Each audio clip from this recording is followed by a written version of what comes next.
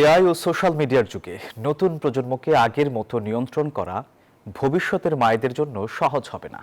তাই দেশ ও সমাজের কল্যাণে আগামী প্রজন্মকে সঠিকভাবে গড়ে তুলতে হবে। মা দিবসের এক আয়োজনে এমন মন্তব্য করেছেন সমাজ কল্যাণ ও মহিলা শিশু বিষয়ক মন্ত্রী অধ্যাপক ডাক্তার এজেডএম জাহিদ হোসেন। এ সময় 11 জন গৌরবিনী মাকে সম্মাননা প্রদান করেন আয়োজকরা।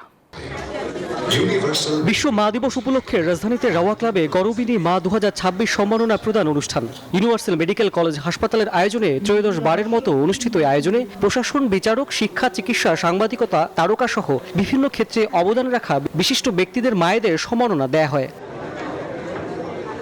অনুষ্ঠানে মায়েদের সংগ্রাম নিয়ে স্মৃতিচারণা করেন গর্বিত মায়েদের সন্তানরা। আমি নিজেকে দুর্লভ সৌভাগ্যবানদের একজন মনে করি, কারণ আমার বাবা মা দুজনেই জীবিত আছে। এই সম্মানটা আমি আমার জীবনের শ্রেষ্ঠ অর্জন হিসেবে মনে করছি যে আমার মাকে এটুকু আমি দিতে পারছি।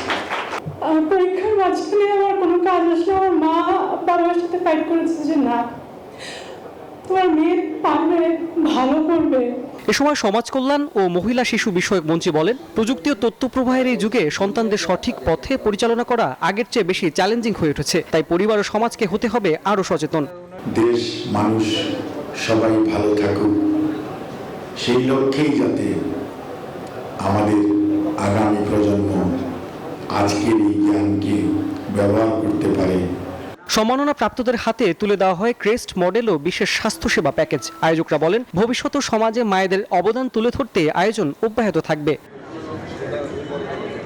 রাশেদ রায়হান, নিউজ 24, ঢাকা।